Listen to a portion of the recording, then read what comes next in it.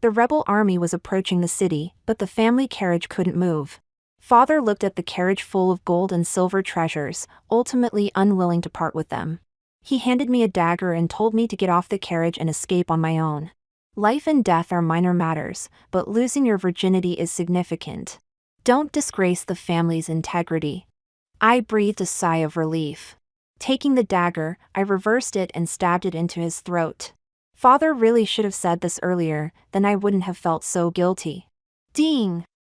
This novel reminds you to click the subscribe button in the bottom right corner to read the complete novel. I am the daughter of military governor Shin from City L. Though I am a concubine's daughter, I am blessed with beauty and intelligence. And I am quite favored by my father and the household. Just look at when the rebel army approached the city. Among all the women in the mansion, my father only took me to escape, and you would know. Wan, hurry up, those rebel bandits have started a massacre in the city. The carriage was half filled with heavy gold and silver items from the storeroom.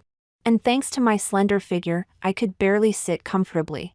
These treasures were originally prepared to be offered to General Wang, who came to attack the city. Who knew they would act without honor, killing County Officer Zhou as soon as they entered the city. This terrified my father to the point of losing his soul. He regretted not fleeing with the governor last night. To escape faster, father only had 2 fast horses and a very light and small carriage prepared. The usually pampered head steward had to sit on the carriage frame like a rough servant, smelling the earthy scent and horse manure. My lord, wait for me. This was concubine Fu, who had been the most favored in the courtyard in recent years. She was young and loved to act coy. In the past, my father adored her coquettish demeanor. Now, he only focused on scolding the steward for being too gentle and snatched the whip to lash at concubine Fu. After several falls, concubine Fu no longer had the strength to chase the carriage. As we drove out of City Gate, we could still hear her shrill cries and curses. Shenling, you will die a terrible death. A very familiar phrase. Father shivered and said with a grim face. A mere servant, pamper her for a few days and she forgets her status. I gently patted his back. Father, don't be angry. If you hurt yourself over such a lowly person, I would be worried. His expression softened, and he patted my arm. My child is indeed obedient and sensible. Remember, no matter when or where, never lose your dignity and status. The coachman's whip cracked through the air. Master, the things on the carriage are too heavy, the horses can't run fast. When we first left the city gates, we had already discarded some clothing bundles. But father was unwilling to throw away the gold and silver treasures. What else could be discarded? I quietly hid in the corner. Sure enough, father kicked the steward who had served him for decades off the carriage. The coachman was in his prime, strong, and the only one who could drive the carriage. In comparison, father would certainly choose to abandon the steward. Another round of wailing and cursing. Such sounds had been heard countless times today, yet father remained unfazed, saying, "Servants die for their masters, and it is a worthy death." Those fortunate enough to escape the city were dragging their families along, fleeing desperately. The poor pushed carts loaded with household pots and pans. And their immobile elderly and children, moving even slower. When the rebels caught up, they abandoned the carts and picked up their children to run. But 2 legs could never outrun horses, and soon they were all trampled into the mud. I lifted the carriage curtain to look back. Several carriages that had also escaped the city were captured by the rebels. The men on the carriages were dragged down and beheaded one by one, while the women's skirts were torn and they were violated in broad daylight. I recognized the face of the person. It was shopkeeper Sue from clothing shop, who had some wealth. His daughter usually looked down on people, but now she was begging for mercy at the rebels' feet. The coachman shouted again, "Master, the rebels are catching up, quickly throw the boxes away." But the coachman didn't know that these treasures were the foundation for father's comeback, and they were his life. Father had seen the scene just now. He was panting heavily, his forehead covered in fine cold sweat. He rubbed the boxes repeatedly. Father gritted his teeth and took out a dagger. Wan, I know you are the most filial."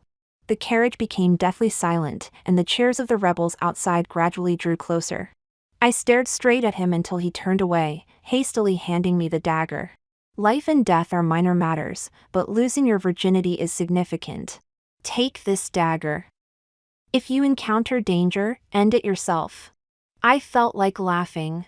I recalled when we fled, he urged us to run towards the most secluded side door, saying the rebels surely hadn't noticed that small city gate yet. In the past, he would say that only fools and commoners passed through side door, and just mentioning it would tarnish his dignity. Yet, when escaping for his life, how could he forget the arrogance of a scholar's family? He wanted to live, and I didn't want to die either. The dagger unsheathed, glinting coldly, my father looked at me with approval in his eyes. I will surely record this in the family genealogy, letting future generations know that the daughters of the Shin family are virtuous and steadfast. Before he could finish, the dagger had already pierced his neck. You, unfilial daughter. I twisted the dagger forcefully, blood splattering onto my face, staining my clothes red. Father, I seek nothing else, just a chance to live. Why won't you allow it? All these years of understanding and obedience, painstakingly trying to please, were less important in his eyes than a few boxes of worldly possessions. Truly disheartening. No wonder, your legal mother said you are outwardly gentle but inwardly treacherous, ruthless, and heartless. How could I have such an unfilial and disloyal daughter? I sneered. Father, don't speak nonsense. If I were ruthless, then what do you call killing your wife with your own hands? He suddenly widened his eyes. How do you know? I raised an eyebrow. Father wants to ask how I know you killed your wife, right? Husband and wife are one. Father was so focused on escaping for his own life that he forgot about his wife. As a daughter, I naturally had to inform her.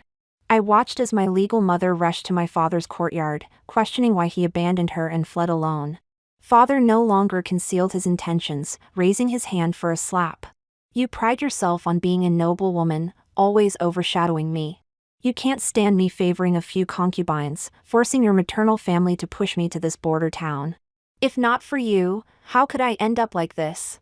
I, a daughter of the prestigious Xie family, married beneath my station to you, always scheming for you. Without me, how could you attain the position of a fourth-rank official? I bore your legitimate eldest son, managed the household. Yet you favor concubines over your wife, and now you plan to abandon me to escape. You are utterly ungrateful. Father's face changed, drawing the sword from the wall. I always knew you looked down on me. Now, with the rebels causing chaos, you don't stay safely in the courtyard but seek your own death. I can't be blamed for this. One sword pierced through my legal mother's chest. Father's expression was ecstatic. When I see Junyang in the future, I'll tell him his mother died under the rebels' swords. Before her death, my legal mother cursed angrily. Shinling, you will die a terrible death. It was just a matter of moments, and I watched with great interest. In my childhood, I witnessed my legal mother using others to kill, and now I've learned it too. Father clutched his bleeding neck, gasping for air.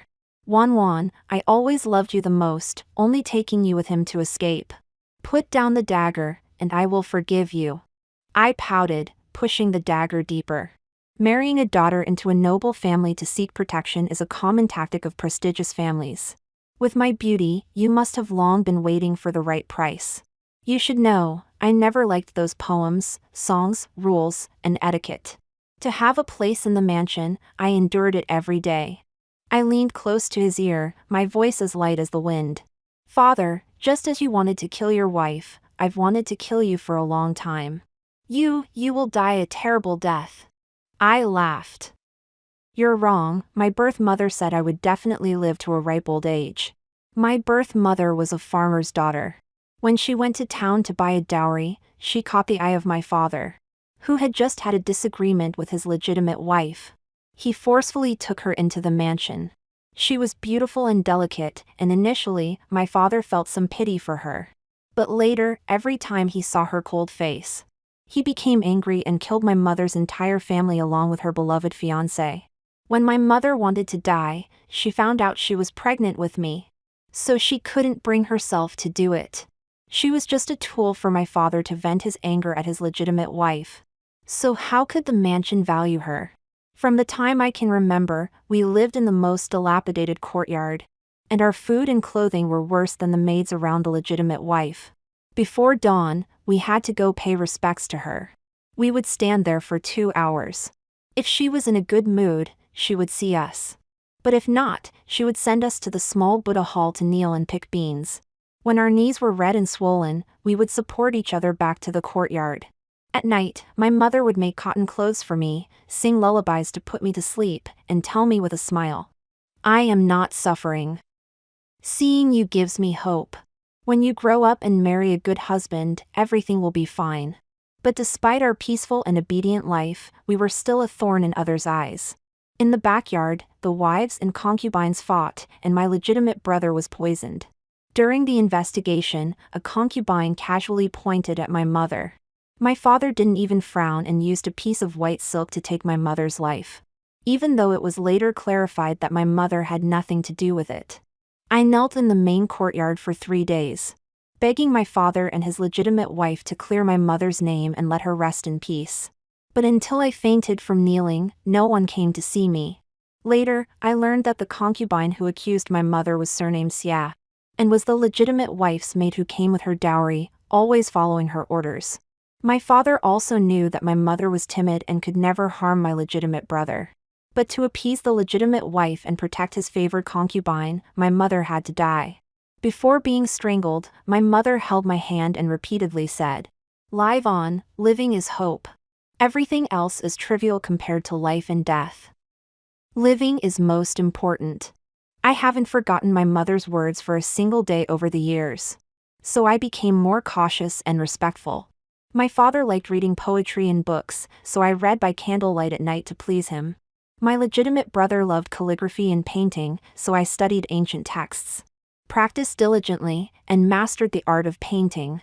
The legitimate wife was most concerned with rules, so I served her for 10 years without complaint, enduring her beatings and insults with utmost respect.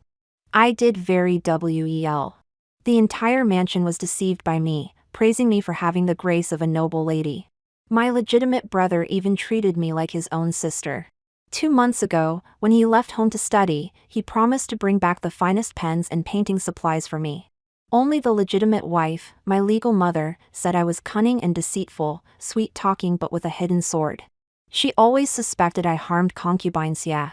Heaven knows, I merely praised concubine Xia a few more times in front of my father. It was my father who wanted to promote her to a noble concubine.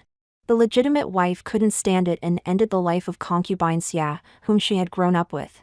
How could this be blamed on me?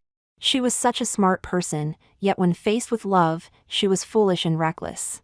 Today, with my shallow scheme, she willingly fell for it, dying under her husband's sword. Ha! In this world, love is the least valuable thing. I disdainfully wiped the blood off the dagger and held it to the coachman's neck.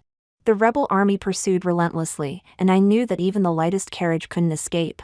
If you want to live, listen to me. I looked towards the spirited young general in white not far away, my eyes sparkling. My path to survival, here it comes. The coachman, held at knife point, was visibly frightened and pleaded with me to move the dagger away. Seeing my silence, he grew more anxious. "Miss, they're catching up quickly from behind, we're in the same boat now." I pondered for a moment and nodded, "All right." The moment the dagger left his neck, the coachman seized the opportunity to snatch it away and threw it to the ground. Looking at the chest filled with gold and silver treasures and my frail self, he sneered. "Such delicate hands, miss, you shouldn't be wielding weapons. Better suited for untying my belt." Before his rough, dark hands could touch my skin, a sharper dagger had already pierced his chest. I blinked. "You're really foolish. This is the one meant to kill you. Traveling alone with father, such a good opportunity, how could I not bring a weapon?" But he was truly stupid. I had just killed my own father without batting an eye. Yet he thought I was a weak woman who would easily trust an outsider's words. "You, venomous woman." The dagger wasn't deeply embedded, and he still had some strength left to grab my throat. As he spoke, a young soldier in white had already arrived in front of me. I leaned out of the carriage and shouted to him, "General, save me." He drew his bow and shot in one fluid motion. And the coachman mumbled through blood as he fell from the carriage. After he helped me down from the horse, I bowed gracefully with tears in my eyes, holding my chest. "Thank you, General, for saving my life." The young man looked at me, his ears gradually reddening, and turned his face away, speaking softly. I'm just a vanguard, not yet a general. Just now, the general saved many civilians. Wan saw it all. With such love for the people, it's only a matter of time before you're promoted. He scratched his head. Your name is Wan, right? That servant seemed to call you a venomous woman? I cried uncontrollably. He took advantage of the chaos in the mansion, killed my legitimate mother and father, and then tried to harm me. I swore I'd rather die than submit, so I stabbed him. Does the general also think I'm cruel? The young man repeatedly apologized after hearing this. His eyes filled with sympathy, and personally rode the horse to take me back to the mansion.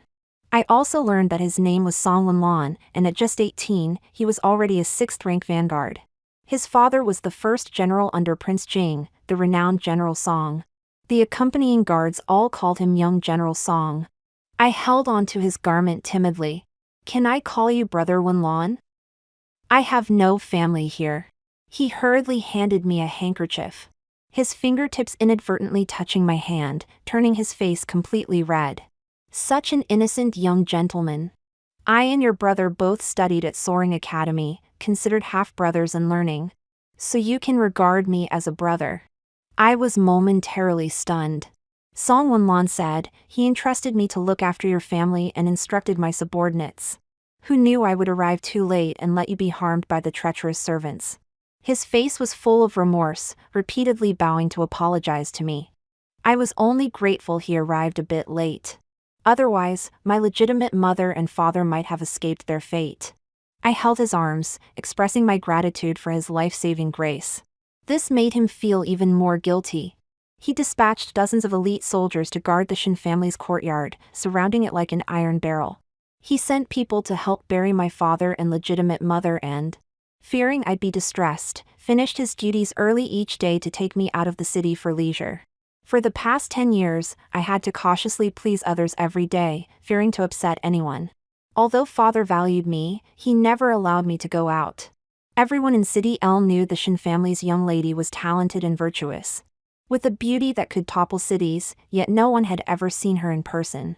He wanted to use me to climb to a high position, unwilling to make any mistakes. Growing up, these past few days have been the happiest of my life. Song Wanlan, full of youthful vigor, ran with a lively energy, handing me a bunch of wildflowers.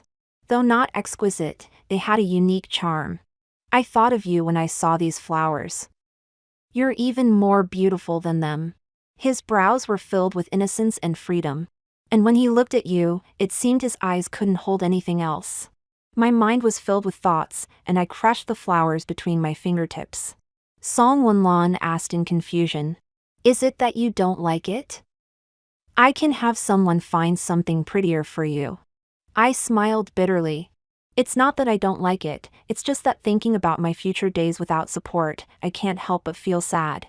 Song Wanlan sat beside me, clumsily trying to comfort me. Don't be afraid, just treat me as your own brother. I'll protect you for a lifetime. You're being silly. Even a real brother can't protect me forever. I have to get married someday. Suddenly, Song Wanlan grabbed my hands tightly, his eyes overflowing with deep affection. Wan, you should have realized by now that I truly admire you. From the first moment I saw you, I fell for you. I lowered my head, squeezed out a few tears, and shook off his hands. Since ancient times, marriages have been arranged by parents and matchmakers. Your abruptness today shows you look down on me. No, I cherish you deeply, Wan. I'll write to your brother to ask for your hand in marriage. Wait for me, Wan. He stood up and ran, stumbling awkwardly, then turned back to give me a foolish smile. Halfway through, he ran back, with some grass stuck on his head. Wan, I should first take you home. I laughed behind my handkerchief. For several days, I was in a good mood. Until concubine Fu came to me, flauntingly mocking. You're happy too early. Young General Song already has a fiancée, a noble lady from a prestigious family. Unlike you, a mere concubine's daughter. She was luckier than my father, caught the eye of the leading General Wang, and survived.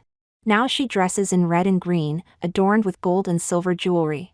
More glamorous than when she was in the mansion. If you're smart, you should accept General Wang soon. Otherwise, when young General Song's fiancé marries him, you won't have good days. I continued leaning against the railing, casually scattering fish food. When did you become a procuress? That General Wang has crooked teeth and a face full of flesh. How can you bear it? Though my father is a hypocrite, he maintains a scholarly demeanor. Concubine Fu is truly tolerant. She turned red with anger, pointed at me, and cursed. What kind of good person are you? A hypocritical wench, you used to complain about me to your father. And now you're seducing young General Song. I'll expose you. Young General Song is not only more handsome than General Wang but also has a superior family background. Concubine Fu, just 3 years older than me, can only follow an old man without status. Naturally resents seeing me marry into a high family. I laughed instead of getting angry, leaned closer to her, and said, I advise you to be more sensible. When I marry into the Song family, you won't even be worthy to carry my shoes. Even as a concubine, I looked her up and down, covered my mouth with a smile. It's better than you serving 2 husbands. You. As she raised her hand, I pretended to be scared and fell backward into the lotus pond.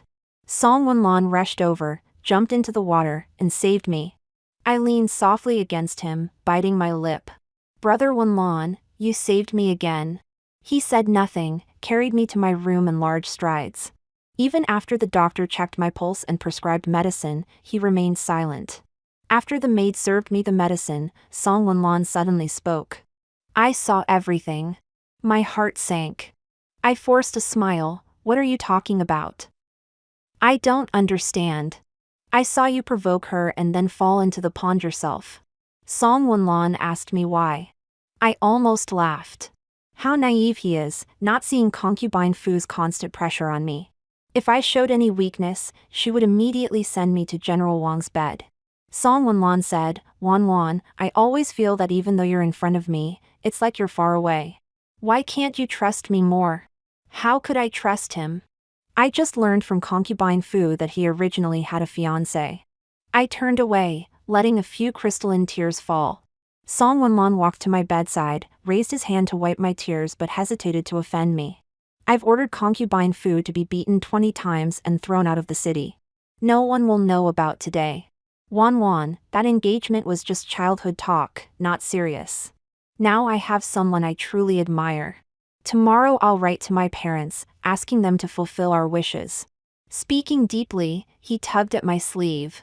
I'll treat you well for a lifetime, Wan, don't doubt me.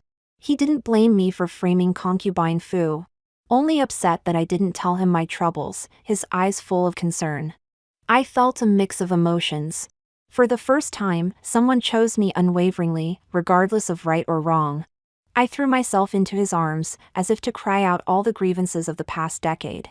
Song Wenlan's front was soaked, he pointed at his clothes and said, Now it's done, Wan has cried all her tears today.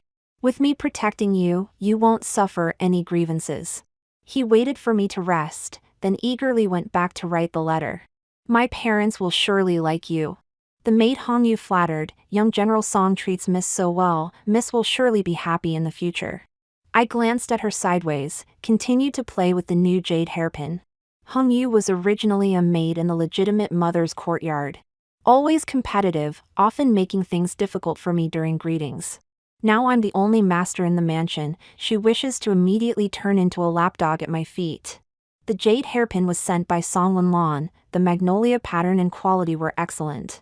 But still not as dazzling as the gold hairpin which I preferred. When the gold hairpin brushed past Hongyu's face, she trembled uncontrollably.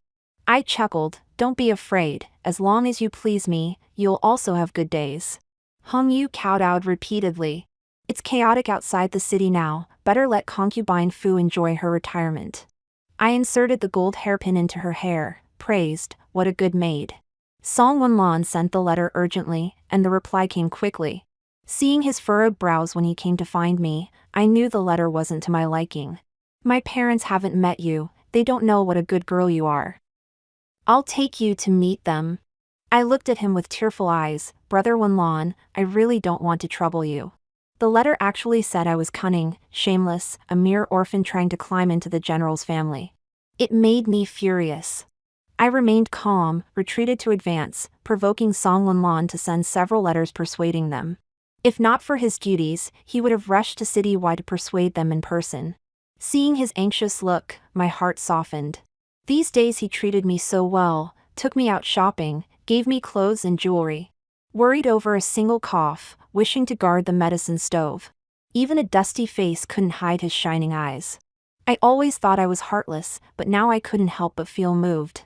Perhaps he truly loves me deeply. Until his mother's trusted nanny arrived.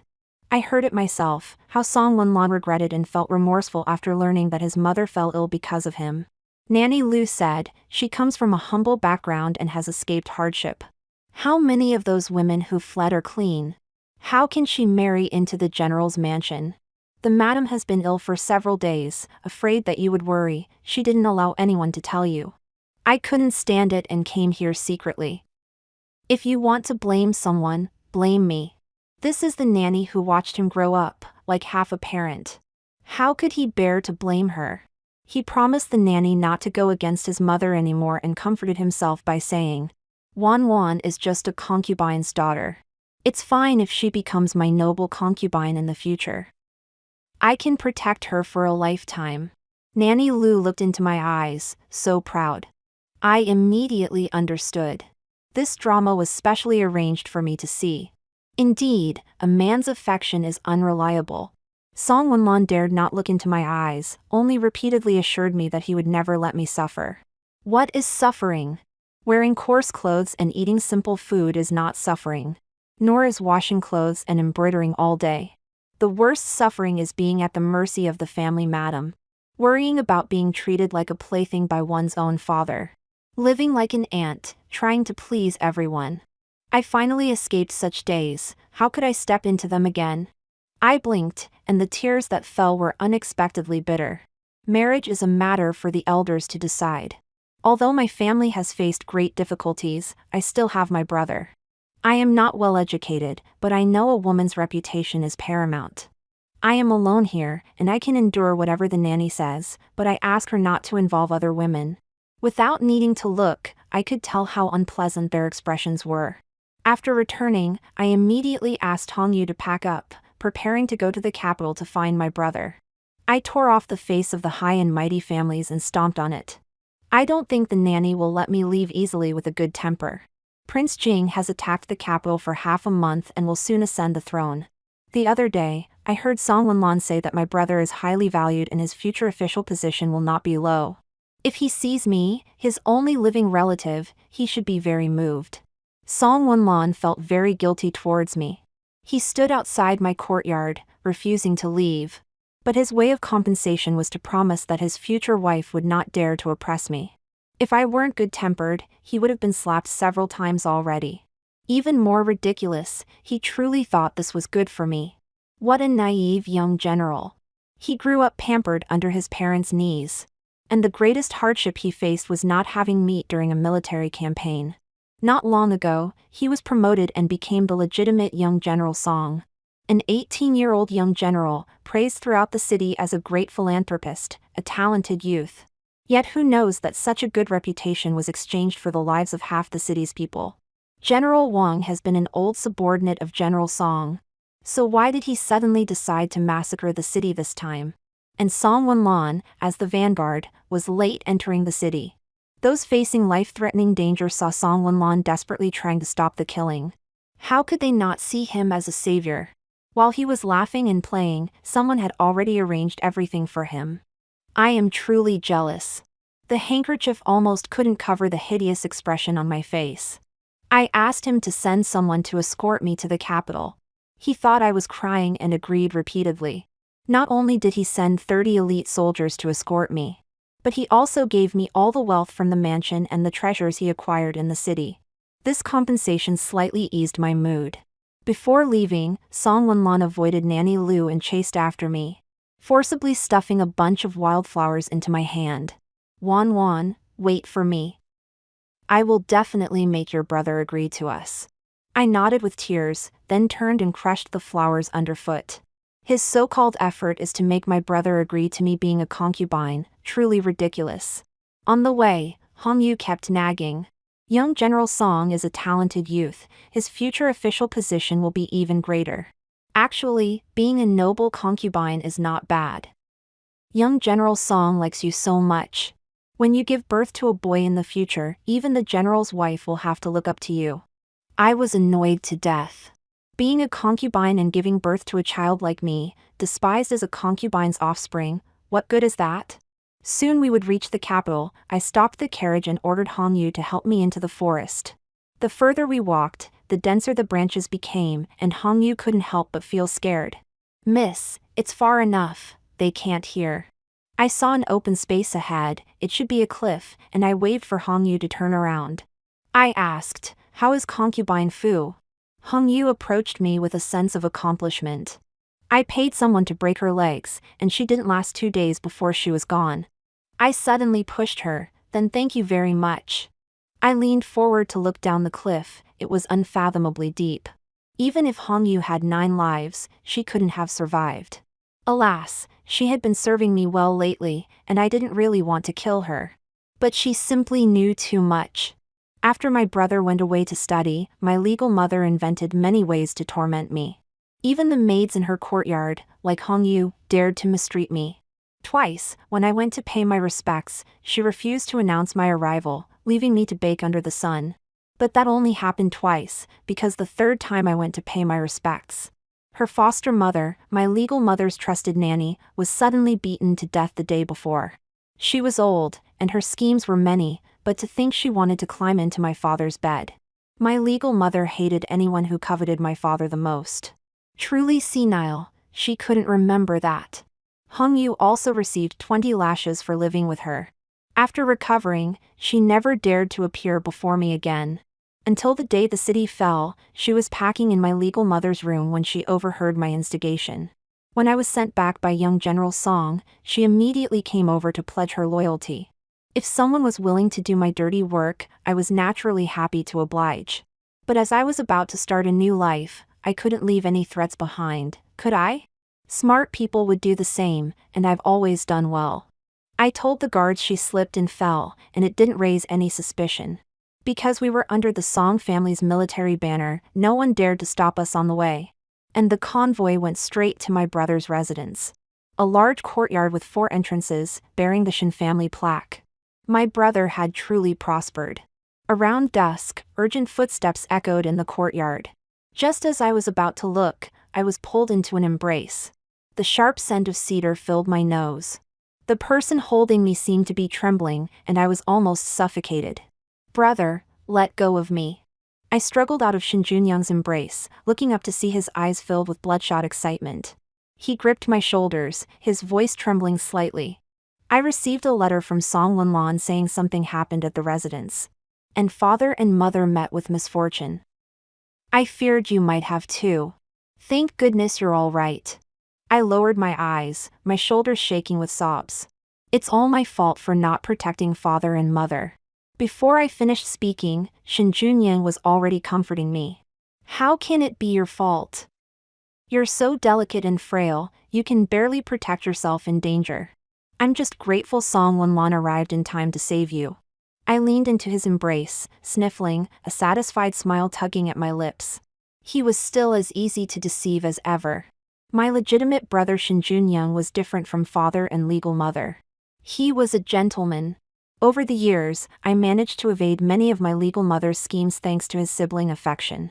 Now, with only the 2 of us left in the Shin family, he indulged my every whim. The bird's nest soup for health was constant, the hairpins and jewelry were new releases from the accessory pavilion. And the clothes were the most fashionable in the capital. Life was truly comfortable, and sometimes I felt guilty for harming his mother when facing Shin Junyang. I sighed, pointing to the crab roe pastries sent from the kitchen. Send them to brother's study. Such a precious plate of pastries should be enough to offset my minor mistake. In the end, I'm just too kind-hearted. My maid, Xiaoyan, returned quickly, her eyes and brows filled with delight. The master knows it's the young lady who sent them, and he's very happy. He ate the whole plate. 2 little maids fanned me with round fans, the ice basin emitting a cool breeze. And I leaned on the soft couch, drowsy. Xiaoyan held a box. The master specially bought this to send to the young lady. Even the consorts in the palace don't have it. I perked up, casually opening the box. Inside was a jade pendant, pure and translucent, warm to the touch. Anyone could see it was priceless. Before Xiaoyan could flatter me, I knocked over the box, my expression changing instantly. Servants knelt all over the place, Xiaoyan trembling into a ball, not daring to speak. I closed my eyes, calming my emotions. Put it to the bottom of the chest. Today, my mind was in turmoil, and I didn't have dinner, dismissing the servants early to sleep. The night pearl by the bed emitted a faint glow, and thinking of the person who sent it made me nauseous. So I picked it up and threw it far into the outer room. At night, I tossed and turned, unable to sleep. Around midnight, the door creaked, and I instinctively held my breath. In the darkness, someone slowly approached, carrying a familiar scent of cedar. He sat beside me, Shen Junyang slowly pulled up my hand. His warm lips touched my skin, and I almost couldn't resist pulling away, my stomach churning. Wan, father and mother are dead, we're the closest people in this world, and only I treat you the best. That scoundrel Song Lanlan took advantage of the situation. Even writing to say he wants to take you as a concubine, it's simply outrageous. I killed all the Song family soldiers who escorted you. And told Song Lanlan you were dead, so he won't bother you again. Wan, I have guarded you for so many years, I can hardly bear it anymore. He said many things I didn't know about by my bedside until I almost couldn't bear it, and finally, he left. Shen Junyang wasn't my brother. Back then, my legal mother gave birth to a stillborn, and to maintain her position, the Xie family brought the newborn Shen Junyang to replace him. I sat up, gasping for breath, cold sweat soaking my clothes. As I tried to change into a nightgown, I noticed my palms were also filled with fine sweat beads. Shen Junyang, who had been holding my hand, must have noticed too. I clenched my fists. These words, he specifically said them for me to hear. No wonder he had been calling me cousin in front of the servants all the time. No wonder, after arriving in the capital, he never allowed me to leave the house. No wonder he sent the Mandarin duck jade pendant. The intentions behind all this were truly disgusting. Saying it's for my safety, for my good, it's all just excuses. Today, he only forbids me from leaving the house, but in the future, I'll be his captive in the mansion. But what can I do? The Shen family only has the 2 of us left, and apart from Song Lanlan, no one knows there's another me in this world. The mansion is filled with Shen Junyang's people, and I'm afraid any move I make will be known to him immediately. I somewhat regret killing Hong Yu too soon. At least she admired Song Lanlan and would have helped me contact him. I thought about it all night, only falling asleep briefly at dawn. While getting ready in the morning, Xiaoyan noticed the shadows under my eyes and cautiously asked, "Does the young lady have any worries?" I had an idea, and curved my lips. "It's just that brother's birthday is coming up, and I don't know what to gift him." "Do you know what he likes?" Xiaoyan was very happy, and while helping me get ready, she said, "The master is busy with official duties, and even when he has free time, he only paints in the study. I'll secretly tell you, the women in the master's paintings all resemble the young lady. But, as long as it's from the young lady, there's nothing the master doesn't like." I gripped the hairpin in my hand, pretending to be shy. "I want to give him something different. You sneak out to buy it, don't tell anyone, I want to surprise my cousin." Xiaoyan wanted to claim credit, patting her chest to assure me that no one would find out. I took out the hairpin I brought from City L and whispered a few words to her. Xiaoyan left the manor excitedly. I returned to my usual routine, waking early to have breakfast with Shen Junyang, and waiting at the door for him when he returned in the evening. He always loved wearing silver-white robes. So I had a dress made with the same floral pattern and wore the Mandarin duck jade pendant he had given me. As soon as I entered the courtyard, he stared at me, then quickly regained his composure and walked over. "It's been hot lately. You can wait inside. Be careful to get heat stroke." I smiled gently. Wan wants to see brother sooner. Noticing his breath becoming heavier as he approached, I quickly turned to fetch some iced pastries and personally served him. Shin Junyang, usually as cold as an iceberg, seemed unusually gentle. I seized the moment. I heard Felicity Temple is quiet and serene, a great place to escape the heat. Brother, take me there tomorrow on your day off. Before I finished, he began to refuse. The emperor has just ascended the throne. There is still unrest outside. Please, I shook his arm and pleaded. I feel stifled in the manner and have developed a rash on my arm from the heat. I lifted my sleeve, revealing my fair and delicate arm. Since discovering that Shin Junyang and I were not related by blood, such actions had become much easier. He was mesmerized and, after my coaxing, reluctantly agreed but still reminded me to wear a veil and avoid contact with strangers. On the way, feeling anxious, I asked Xiaoyan again if she had followed my instructions. Xiaoyan nodded. The young lady said not to use the manor's money to let the master know. So I specifically went to the southern district to pawn the hairpin and bought the best takuho. But the servants never mentioned that the master likes takuho jelly. I lifted the curtain to look outside. The carriage had reached the foot of the mountain near Felicity Temple. With few people around, only a few old farmers selling fruit by the roadside. The farmers wore wide straw hats, their muscular arms exposed under their sweatshirts. Clearly, they were not from a family struggling to make ends meet. I lowered the curtain with a soft laugh. Whether Shin Junyang liked it or not didn't matter. What mattered was that Song Wenlan loved the pastries I made for him. 30 Song family soldiers had died, so how could Song Wenlan not be suspicious? The hairpin pond was a gift from him, and the takuho jelly was his favorite. I was betting that he was definitely looking for me. It didn't take long for Song Wenlan's voice to be heard outside. The coachman must have received a signal, turning the carriage to avoid Song Wenlan. I couldn't hear the conversation between Shin Junyang and Song Wenlan clearly. So I simply stuck my head out and shouted, "Brother, what's happening?" Song Wenlan rode over angrily. "Shin Junyang, you said you haven't seen Wan, but clearly you've hidden her away." Shin Junyang also came to stop him, and their guards each helped their masters, causing chaos. I took the opportunity to kick the coachman off the carriage and used the hairpin to stab the horse's rear. The startled horse took off with Xiaoyan and me, with Song Wenlan and Shin Junyang rushing to rescue us. In the bustling market, Song Wenlan finally controlled the carriage and rescued me. "Wan, I finally found you." I steadied myself, removed my hat, and thanked him. There was a chorus of praise around us. "What a beautiful girl! Whose family does she belong to?" Truly a beauty. Shin Junyang's face changed drastically, trying to shield my appearance. But it was too late. Prince Qing approached and asked Shin Junyang, "Lord Shin, who is this young lady?" Before he could answer, Song Wenlan said, "She is Shin Junyang's sister, who just came to the capital from City L last month." Shin Junyang's face turned pale, gritting his teeth. "Yes, she is my sister." Prince Qing laughed heartily, patting Shin Junyang's shoulder. "Your sister is stunning. She will have great fortune in the future." His words came true quickly. 3 days later, the decree arrived, naming me as Prince Qing's secondary consort. All my careful planning had paid off. Shin Junyang paced outside my courtyard, standing like a stone until the dark of night. I was sleepy, yawning constantly but afraid to sleep. Rubbing my eyes, I asked someone to bring Shin Junyang inside. As soon as he entered, he heard my sobbing and rushed to my bedside to comfort me. "Wan, I'll request to reject the marriage tomorrow. You can't marry that frivolous prince." I turned around, showing half of my tear-stained face.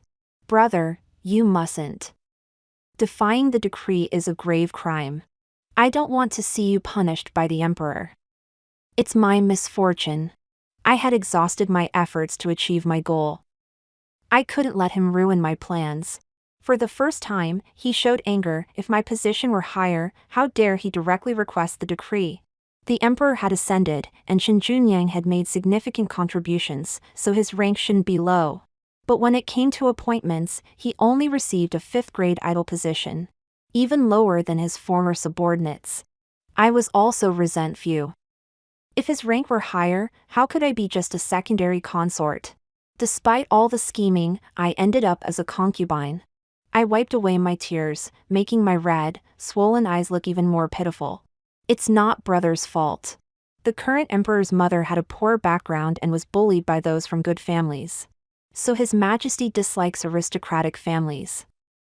Brother was implicated by the Xie family. Shin Junyang lowered his eyes, seemingly talking to himself. The Xie family is my maternal family. Though they were arrogant and oppressed the people, what could I do? I pursed my lips. He had said it by my bedside. The Xie family was heartless. Even as a concubine's child, he was still a descendant of a noble family. Yet he was casually taken to a minor official's family by the Xie family head. If not for accidentally discovering it, he would have been trapped in a small town for life. He barely managed to use the Xie family's influence to enter the academy, only to be looked down upon, while Xie family members rose steadily. How could he not resent the Xie family? Brother, if you put justice above your maternal family and ask the emperor to spare your grandfather's life after the trial, others will only praise you for your integrity and generosity. Shin Junyang was silent for a long time, then touched my hair. Wan, I do it all for you. I inwardly sneered. By blaming me, he could step on the family that had cared for him for over a decade without guilt. He pretended to be a gentleman, but deep down, he was just as selfish as my father. The next day, the petition against the Xie family was presented to the emperor. Among it were over 100 sorted pieces of evidence. Shin Junyang had long investigated, waiting to submit it. He cried blood before the emperor, pleading for mercy for his elderly maternal family. The emperor agreed, leaving only the 70-year-old Xie family head among hundreds of Xie family members, including infants. The old man faced hundreds of family corpses and had to thank the emperor for his mercy. Shin Junyang went to receive him and was slapped hard. Beast, you have a cruel heart. This is your flesh and blood kin. I await your retribution. Shin Junyang returned dazed, standing like a stone in my courtyard again. By now, I had become adept at comforting him. It's all for me, all for me. Shin Junyang was promoted to chancellor, a true close minister to the emperor. He was in high spirits. I was very jealous. In terms of righteousness, I was far more ruthless than him. But my decree as a secondary consort couldn't be changed. However, with brother's high rank, I could stand taller in the prince's mansion. And if I bore a child, I might be elevated to the primary consort.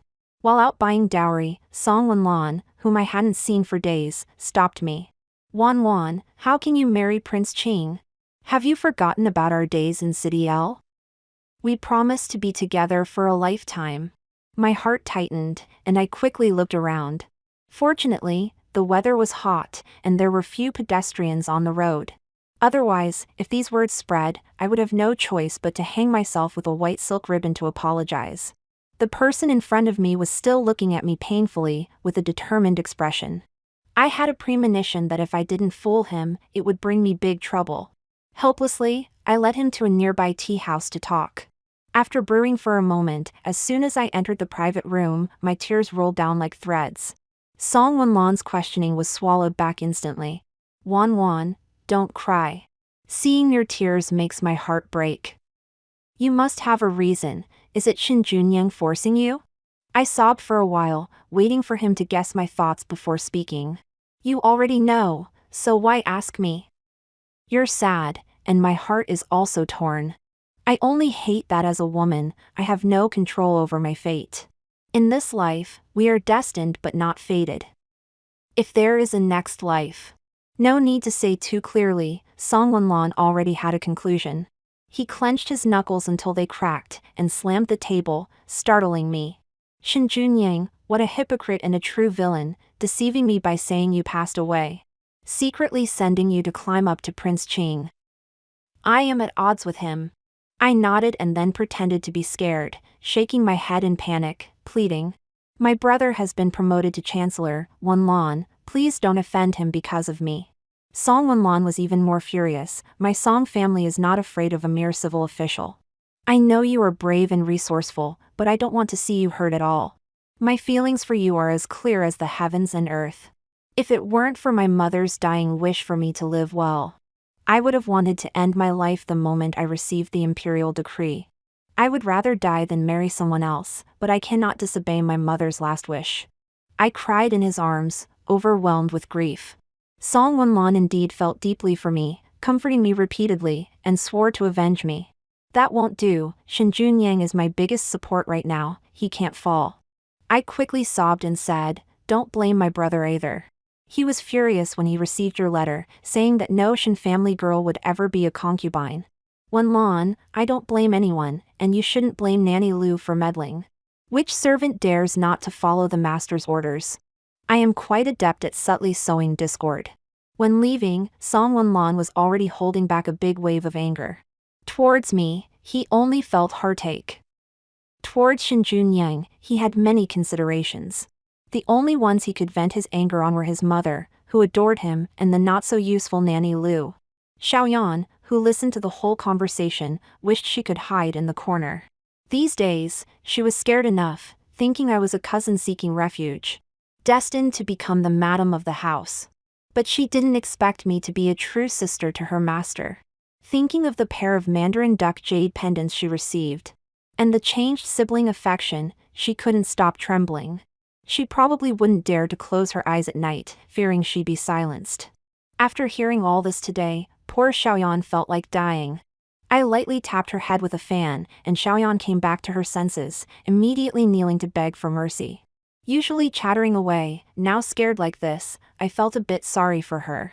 Don't be afraid, if you do things well for me, I can always protect you. Xiaoyan kowtowed several times in gratitude. I helped her up and whispered, tell my brother that Song Wenlan has been pressuring me several times. And also, invite him to my room for a talk at night. Thinking back to Xiaoyan's terrified expression, I almost couldn't stop laughing. Luckily, I was quick-witted and dabbed some rose water near my eyes. Its fragrance spreading while making tears flow freely. When Shin Junyang arrived, he saw my eyes red and swollen, looking pitifully innocent. No matter how you looked at me, I seemed blameless. Ever since I insisted on going out and coincidentally met Song Wenlan, Shin Junyang had been suspicious. But how could someone as gentle and pure-hearted as me have such schemes? I looked up at Shin Junyang and said with a bitter smile, Song Wenlan's family is powerful, and he has threatened me several times using you. The prince's residence is full of intrigue, another sea of suffering. I don't want to marry into the prince's residence, but I'm afraid opposing the decree will implicate you. My life feels like a floating duckweed, drifting aimlessly. Brother, what should I do? This was the first time I actively sought comfort in his embrace. He immediately didn't want to say anything, his hands trembling slightly as he held me. In a moment of determination, I took his hand and placed it on my face, tears filling my eyes.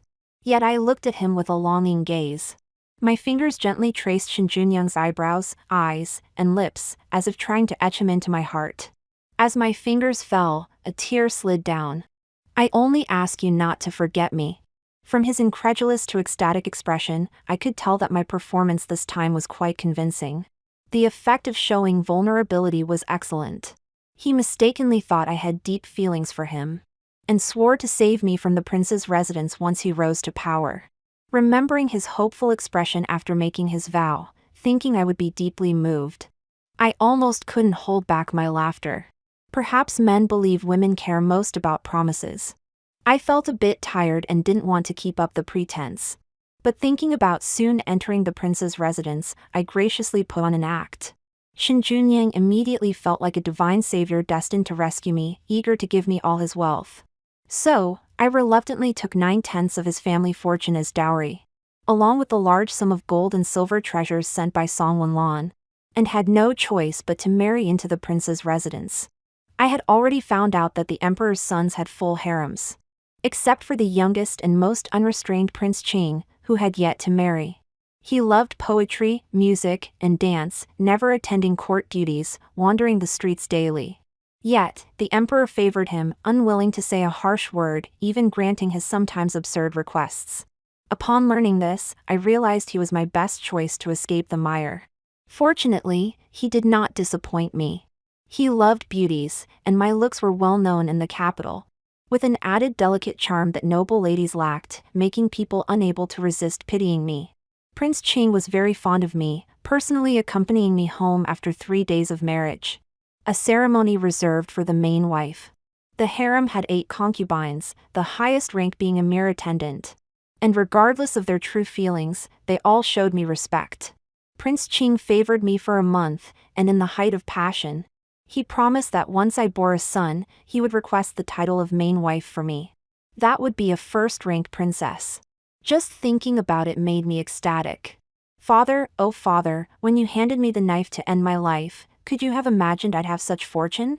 I spent a fortune hiring renowned doctors to nurture my health, using countless precious medicines, yet despite being the most favored in the harem, I remained childless after half a year. With Prince Ching's 20th birthday approaching, rumors circulated that the emperor intended to make Marquis Mang's eldest daughter the main wife. I couldn't bear being overshadowed, and in frustration, I smashed several sets of teacups in my room. Xiaoyan advised, "Madam, don't worry, it's only been half a year. The earliest of those concubines entered the residence 5 or 6 years ago, yet none have reported pregnancies." I paused, realizing this was true. Other princes had children reciting the 3-character classic by age 20. Yet Prince Ching's harem remained empty. I confidently stroked my chin and said, "I understand now, it's the prince who cannot have children." Xiaoyan, having grown bolder by my side, merely trembled and spilled some tea, then quickly went to close the door. "Madam, don't let outsiders hear." I waved dismissively, unconcerned, as even if they heard, I wasn't afraid. The other concubines in the residence likely had their suspicions long ago. Besides, I always remained unsullied despite the mire, and Prince Ching wouldn't suspect me even if he heard rumors. I disdainfully tugged at the moon-white robe I wore, embroidered only with a few white plum blossoms, plain and dull. To maintain my image, I hadn't worn my favorite red dress in ages. After marrying into Prince Ching's residence as a secondary consort, I could no longer wear bright red dresses. Seeing my displeasure, Xiaoyan quickly brought out my favorite treasures. I picked up 2 gold hairpins to play with, yet still felt troubled. Life is difficult for women. Relying on parents when young, on husbands after marriage, and on children when old.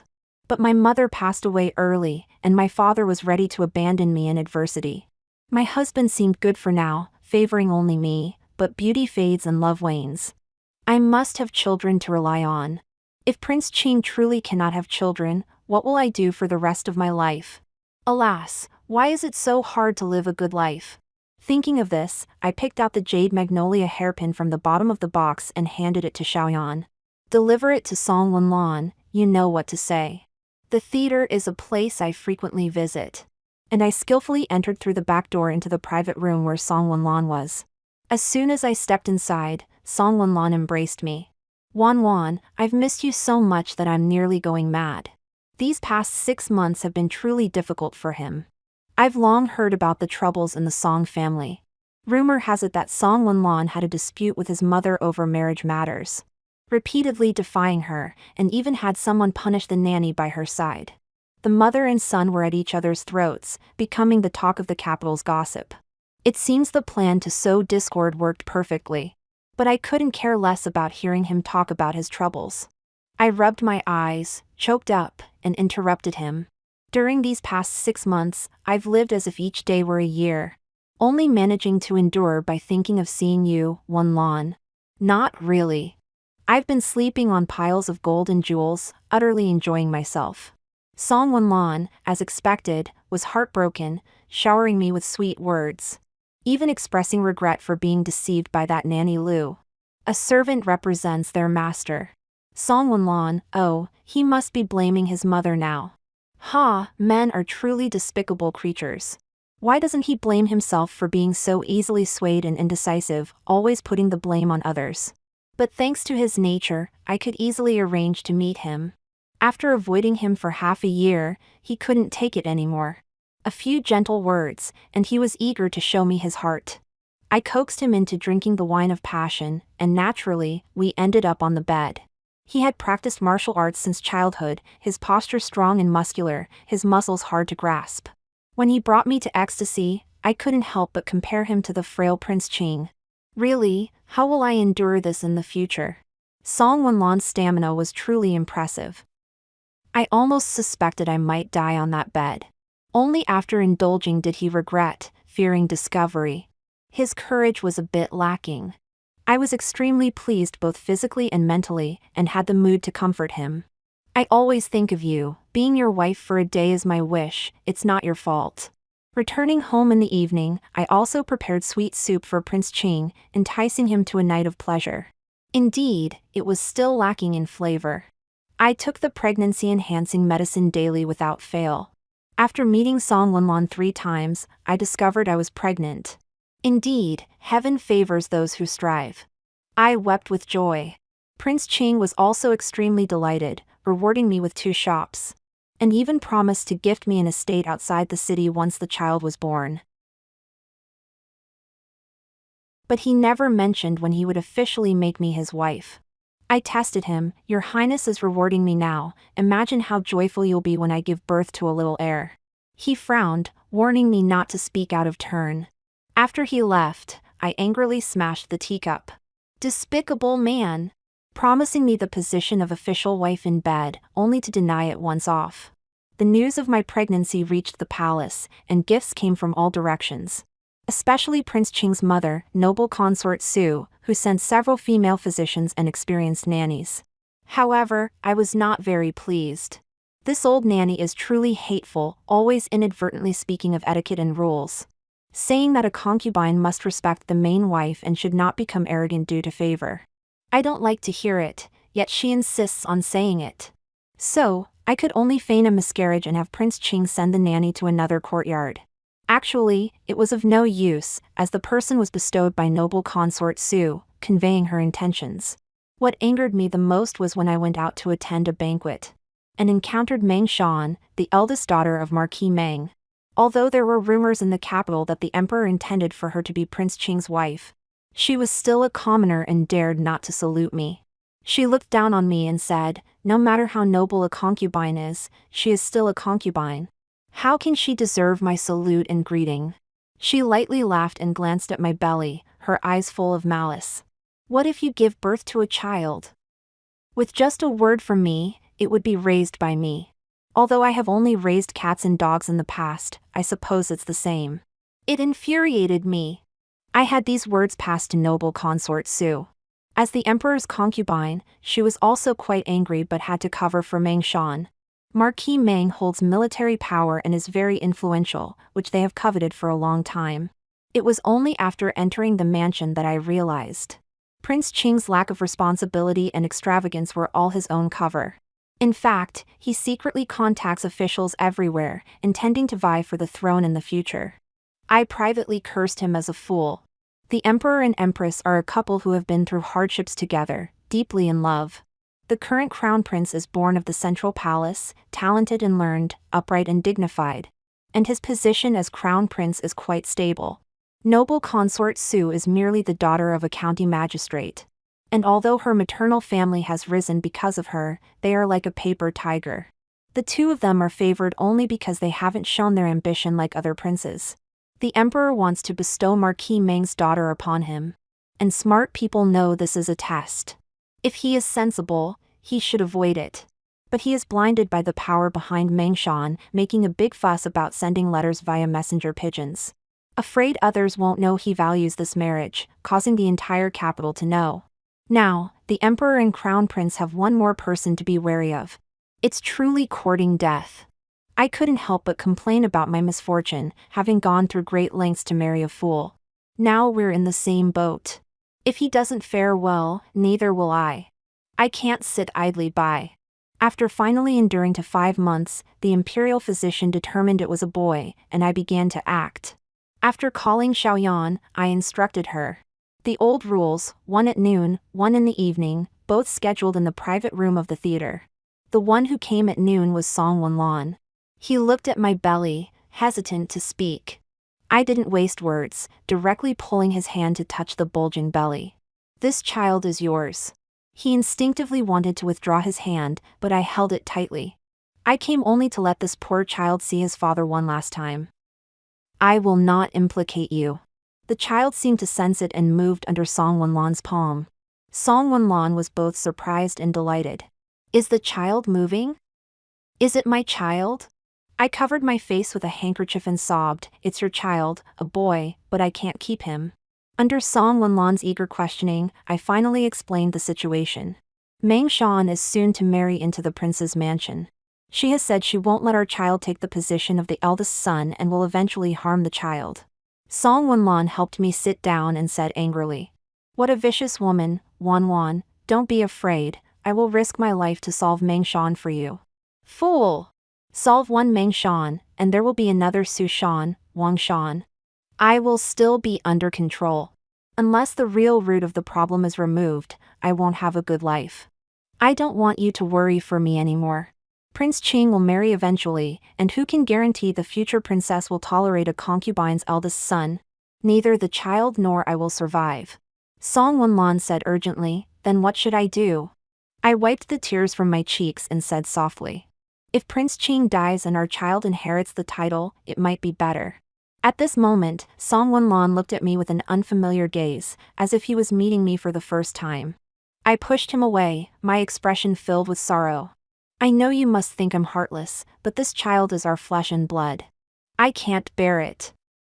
Even before he is born into this world, someone already wants his life. I had said before that Song Wenlan was easily swayed. After a round of pleading and persuasion, he eventually agreed. Next was Shin Junyang. He was more ruthless than Song Wenlan. As soon as I cried and complained, he hurriedly wanted to help me deal with Meng Shan. These men are all the same. When faced with issues, they first want to solve the women involved. Pathetic. When he heard me mention Prince Qing, his reaction was even more intense than Song Wenlan's. Startled, he stood up, retreated repeatedly, and hastily said it was impossible. I didn't argue, just cried and bid him a final farewell. You and I share the same bloodline, and this child in my womb also carries the same blood as you. Now that I'm leaving with him, I only hope that in the next life, when we are reincarnated, we won't be siblings, and I can fulfill my wish to have this child return to my womb. He hesitated, looking at my belly, and after struggling for a while, he indeed softened. Upon returning to the mansion, I drank 3 bowls of soup in a row. Crying all day had made my throat sore. Xiaoyan continued to serve me personally. A servant who knows one important thing cannot be kept, but if she knows 10 important things, she will be more cautious than the master, absolutely not leaking anything. After all, if any of it gets out, she would be executed. Song Wenlan and Shin Junyang acted swiftly. Coincidentally, during the campaign against bandits outside the city, Shin Junyang recommended Prince Qing as the main general, and Song Wenlan recommended Marquis Meng to assist. Prince Qing thought Shin Junyang was helping him to achieve merit, and after returning to the mansion, he showered me with affection. A month later, news came that the campaign against bandits was unsuccessful, and Prince Qing died. The Song family army was indeed brave. I fainted in the palace, almost miscarrying. The emperor was furious, stripped Marquis Meng of his title, and seized his family's military power. Taking back the military power, yet losing a son. It's hard to tell whether the emperor felt more joy or sorrow. Noble consort Su lost her only son and hated Meng Shan, her prospective daughter-in-law, even more.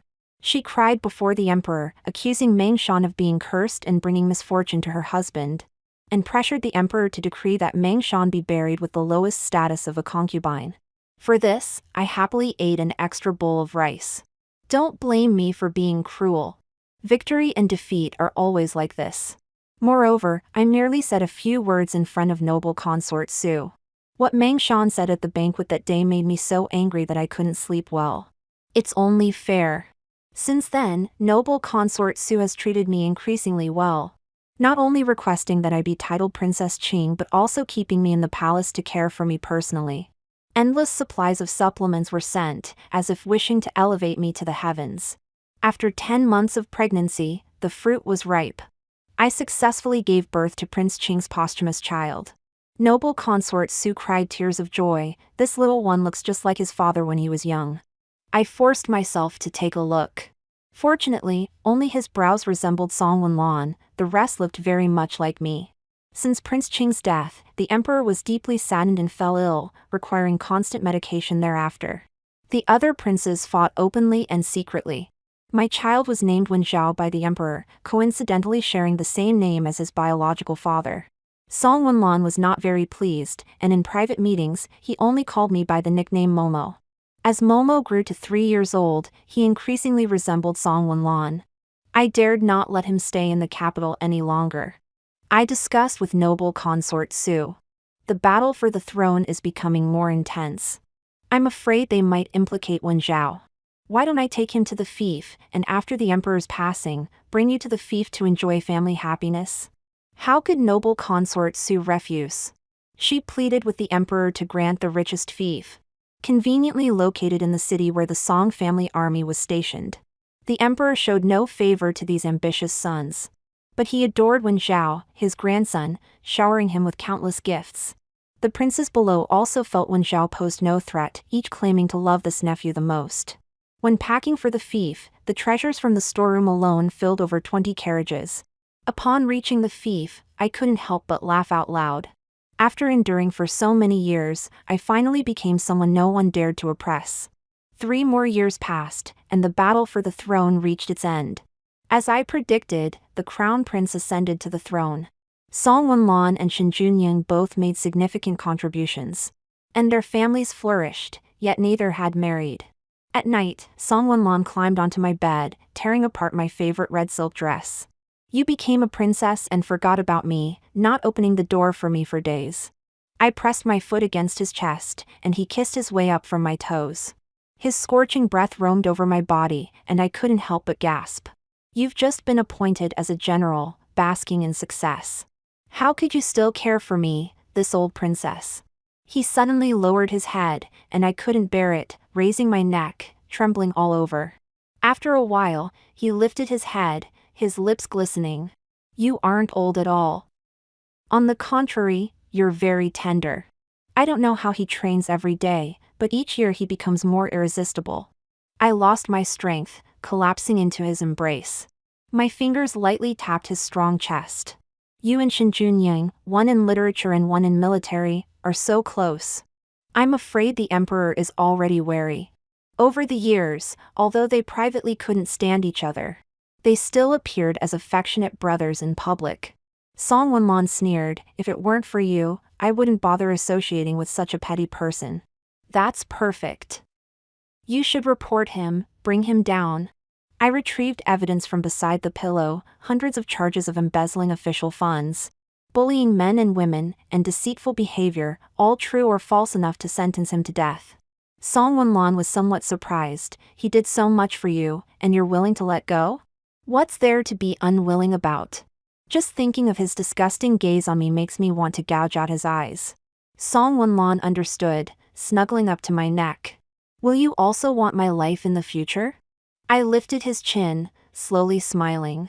Would you give it to me? He knelt at my feet, his gaze blurred. My life has long been yours. I laughed out loud, pinching his neck and kissing him. Shen Junyang's official career was too smooth, and the emperor was becoming intolerant. A few days ago, I noticed spies from the palace were already in the mansion. Whether he lives or dies doesn't concern me, but he mustn't implicate me and Wen Zhao.